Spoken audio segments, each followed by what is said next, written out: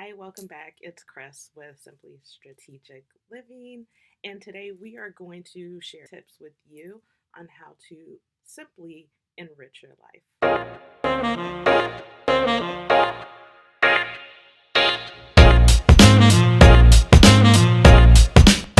We are all looking for ways to improve our life, and quite frankly, it doesn't really take a lot to enhance your life. You just have to want to. And we can be complacent and live our lives the way it is, or we can do simple things every single day to change the dynamic of how we are living. So, the first thing I want to say is it's all about your perception of your life. It is not the perception other people have of you. So, everything that I'm going to share today is of my own experience and my own opinion. You are able to make whatever decision you want to and take what works for you and apply it or not. There is no right or wrong way to do anything. We all have different styles of living our life, which is what makes us all unique. So, the first thing I want to say is for me, one of the most important things is to forgive yourself and to forgive others. Sometimes we can be held by mistakes we may have made, decisions we may have made in the past that didn't necessarily work out the way that we wanted to. And so we're kind of critical of ourselves and judge ourselves for a long time after kind of replaying those situations over and over again. Stop it. You do not have to do that. There are choices in this life that we have to make and consequences that come with those choices. So it is important that you own it and move forward. And if you don't like the decision you made, don't berate yourself over it. Forgive yourself for not making better choices and let it go. And the same for people who have wronged you. I am not saying that you have to forgive and forget the choices that other people may have made to hurt you. However, holding on to the anger about it is what ends up internalizing in your body and creating sicknesses in you.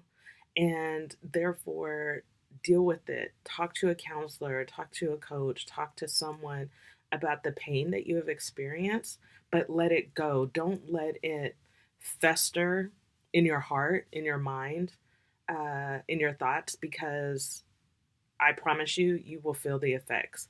People who have sicknesses in their lungs, kidneys, stomach, back, it's because you're carrying the weight of this on your person.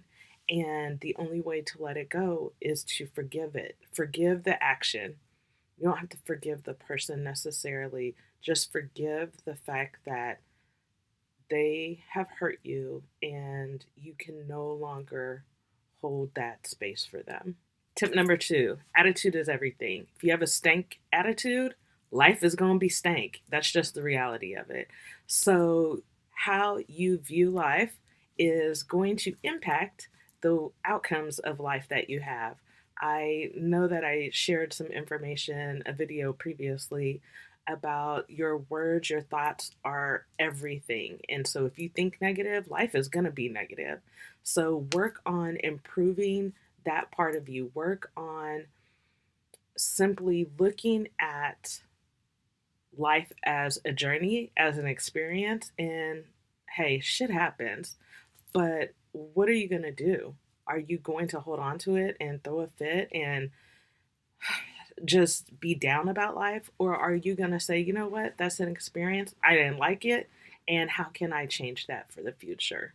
Tip number three, love more. Just plain and simply love more. Love the world, love people, love life. I can tell you that once I started doing things that I loved, as far as work and in my personal life, things changed for me.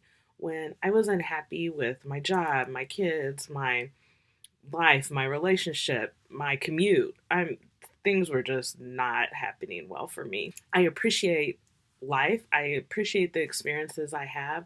I may not like them all, but I do take them in and know that they are what makes me me. So I try to be as compassionate as I can with people. Um, Aside from children, I love animals. I love my dog and cats in particular. So I find when I spend more time loving and doing things out of love, not out of have to, it makes all the difference in the world. Tip number 4, be vigilant with your thoughts. Do not play games with your thoughts. Be purposeful and dedicated to making sure that you are thinking positively and that you are not letting the negative moments or negative thoughts to consume your body and consume your thoughts at all times. You can be unhappy with the situation. You cannot like what's going on. You are entitled to express that, but not for long. Let's just be real clear. Set a timeline. 7 days. All right, I can be mad about this situation for 7 days. But on that eighth day, get your butt up and let's rework this situation. Write down how you want it to be different. Do not sulk on it. That is not what we do. We do not focus on the negative. We take it and we make it a positive. That's how you're going to get around in life. Quite frankly, that's the only way to do it. This leads me to tip number 5, and that's practicing mindfulness, being quiet, still, and reflective of your thoughts. Do not be a victim to your actions, people's actions, your negative thoughts. And you can see how all of these things that I am suggesting kind of tie in together. They're all kind of similar, but they're all very important to be positive in life and to get what you want out of life. You have to purposefully make deliberate actions every single day in order for your life to be better. You can't sit here and be negative and say, oh, things aren't going well for me. I don't get to do what I want to do. Get your butt up and stop it. Just stop.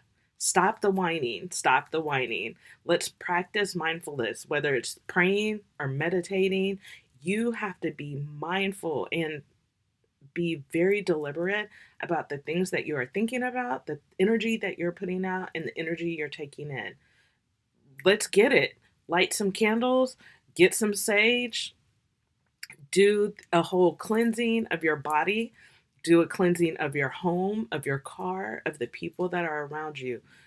Be mindful of the things that you put in your body, which is food, drinks, alcohol. Like, it's why people say that if you are taking care of your body, that you are conscious of the things that you put in it and the things that the energy that you put out. So that is very, very important.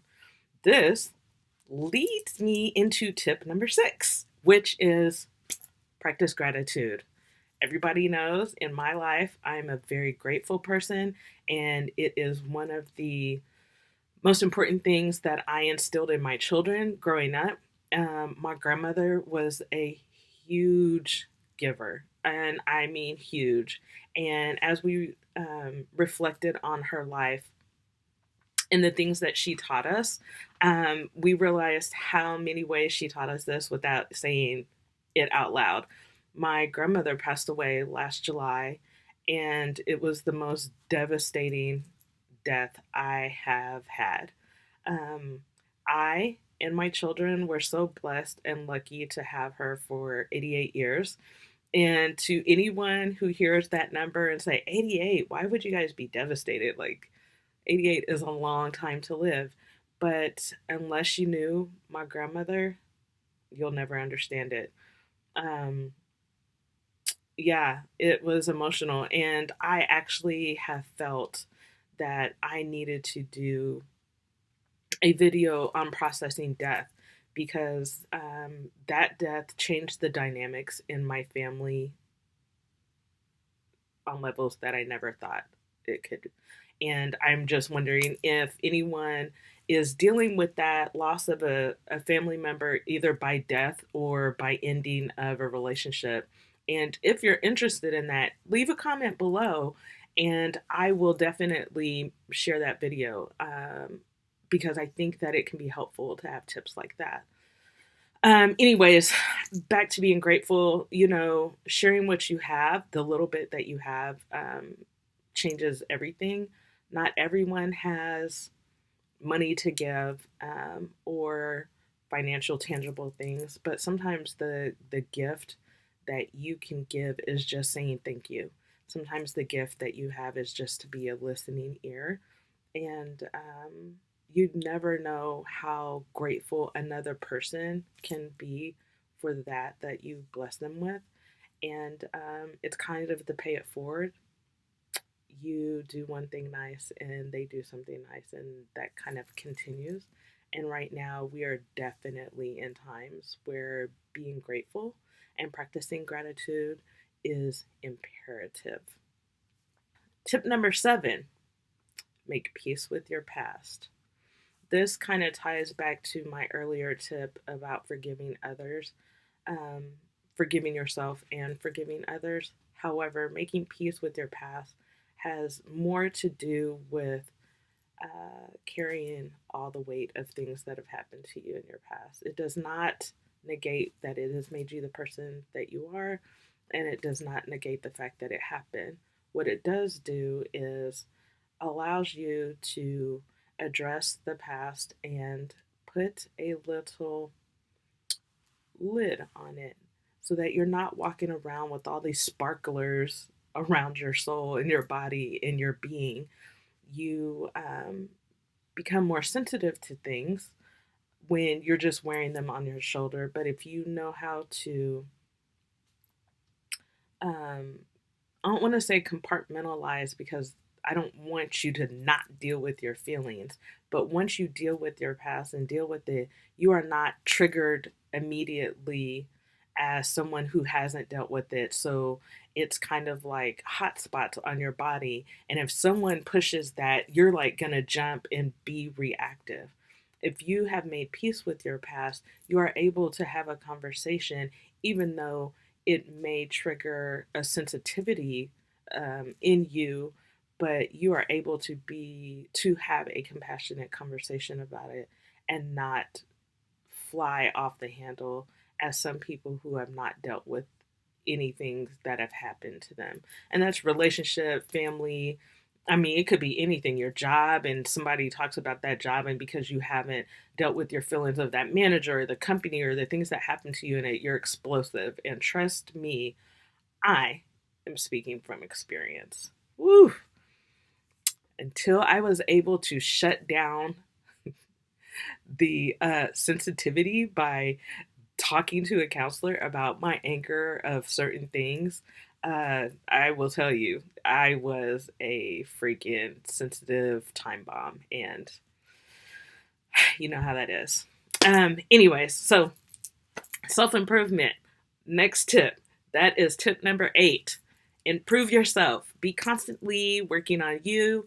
Build up to make to learn more, to be more, to know that you need to be educated, not just in a school way, but in a world way. Read up on news, take YouTube. Hello, you can learn anything on YouTube. Learn another language, learn how to learn about emotional intelligence, learn about dealing with hard situations, learn how to be the one of something in a crowd, learn how to interact with people who have differences of opinions. I'm not necessarily a good debater. I try to shy away from those situations because it makes me uncomfortable. I just have to be honest. So, I am looking at ways to improve my debating skills. So you can do the same. I'm also learning Spanish, so that's another thing. And then tip number 8 is to be of service to others. This is important because it doesn't have to be financial. It does not have to be tangible as far as I give you my clothes, I give you some food, I give you groceries. It can be your ear. It can be a hug. It could be a walk. It could be a phone call. Um, just be outside of yourself. I am a proponent of this, and it's imperative to me that you give back to other people. Um, this world is a little selfish, and I know that my grandmother instilled these great giving ideas and actions and shared them with my children and I and my family. And it's important that you do that. I lost my grandmother last July, and it's coming up almost a year since she's been gone. And it's been very devastating.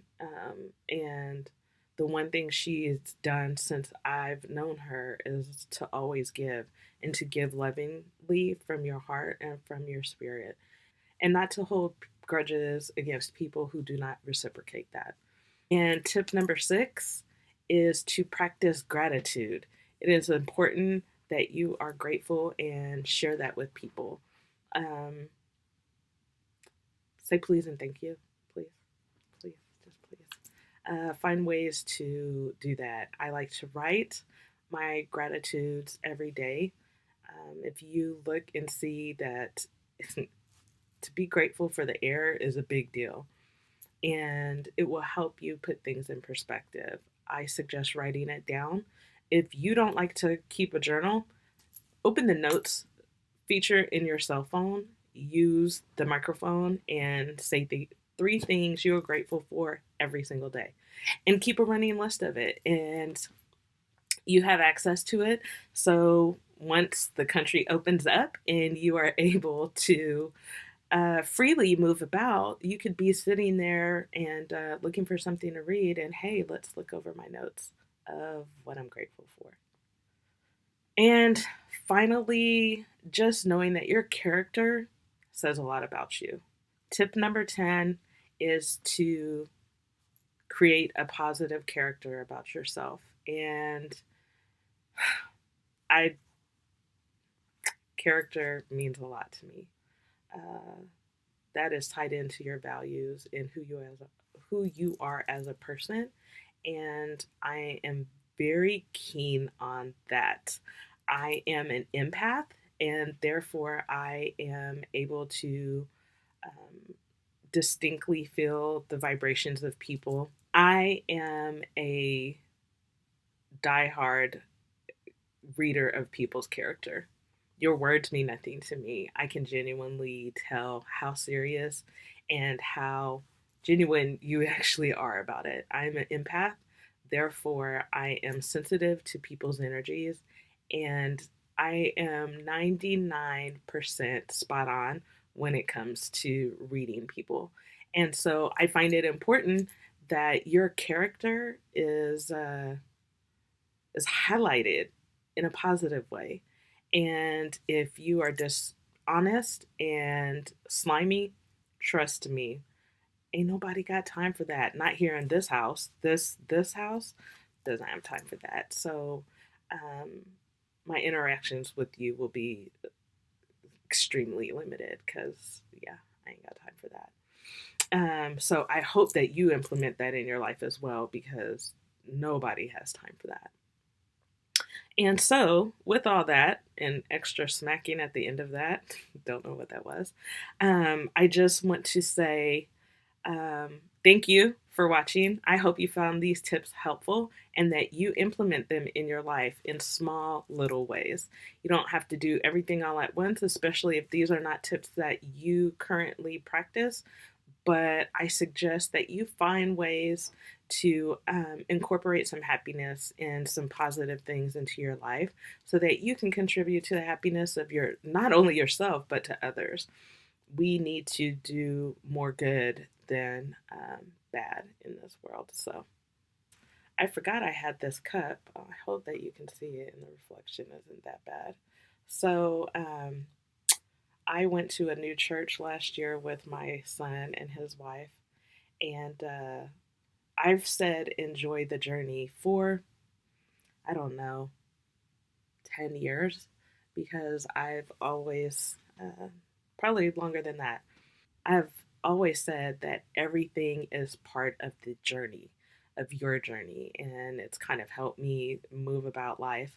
And so then I started changing it into don't forget to enjoy the journey. When people are frustrated, just reminding people to be a little more gentle. And so I just thought it was kind of cute to share. I keep it on my desk, usually with pins in it. So I don't know, I'll find a way to incorporate it in the future. But, anyways, until the next one, lots of rambling, but take care of yourself, stay true to you, and yeah.